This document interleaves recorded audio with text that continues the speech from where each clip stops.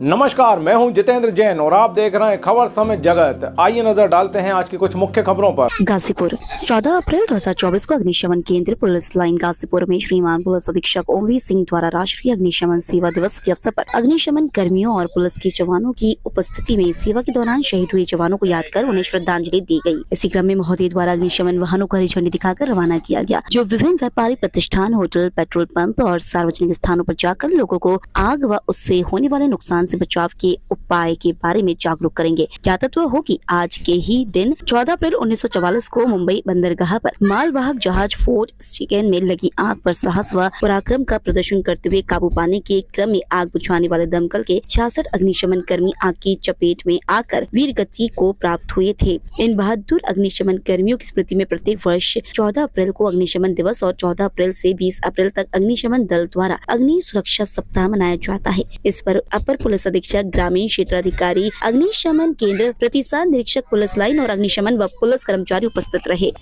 Sir, आज fire स्मृति दिवस और सेवा सप्ताह के रूप में मनाया जा रहा है, क्या बताएंगे इसके बारे में और क्या परिस्थितियां रही सर कि उसको मनाना पड़ा? जब से फायर सर्विसेज सरकार के अधीन आया है और पूरे प्रदेश में इसका अधिकार क्षेत्र बना था, उसी समय से 14 अप्रैल को फायर सर्विस स्मृति दिवस के रूप में मनाया जाता है। इसके पीछे एक दुर्घटना हुई थी। आज ही के दिन सन 1944 में बम्बई जो बंदरगाह है वहाँ पे एक मालवाहक जहाज में आग लगने से, उसको बुझाते हुए उसमें विस्फोट होने से फायर सर्विस के 66 फायर कर्मी जो हैं वो वीर गति को प्राप्त हुए थे। और उसके अलावा तब से लेकर अब तक विभिन्न प्रदेशों में, क्योंकि ये आपातकालीन सेवा है, इसमें हमेशा जो हमारे फायर कर्मी हैं वो अपनी जान को जोखिम में डाल के इसमें कार्य करते हैं। क्योंकि फायर सेवा का सबसे बड़ा पहला फोरमोस्ट जिसे कहेंगे उद्देश्य यही है कि लोगों की सेवा बचाना। दूसरी प्राथमिकता इनकी आती है वहाँ पे जो प्रॉपर्टी है उसको बचाना। और तीसरी ये भी है कि बहुत से ह्यूमैनिटेरियन ग्राउंड पर जो कार्य किए जाते हैं, कई जगह फायर सर्विस के पास एम्बुलेंस भी है, या जो वहाँ साल्वेज या प्रिजर्वेशन होता है सीन ऑफ क्राइम का, उसमें भी इनकी महत्वपूर्ण भूमिका होती है।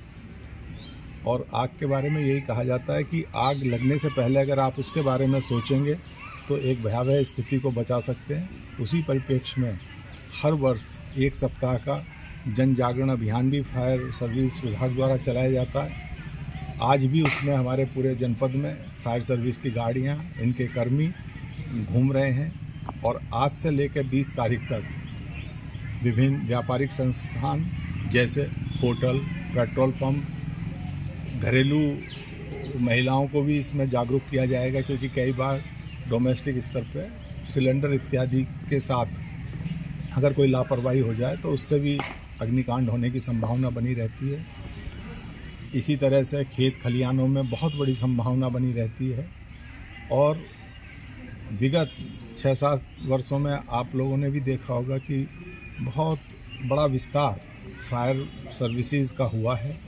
जहां गाजीपुर में पहले मात्र एक फायर स्टेशन होता था, आज यहां पे 3 फायर स्टेशन जिन पे आधुनिक गाड़ियां हैं वो संचालित किए जा रहे हैं। इसी के साथ साथ अगले कुछ महीनों में 2 और फायर स्टेशन सीखड़ी और सैदपुर भी तैयार हो जाएंगे।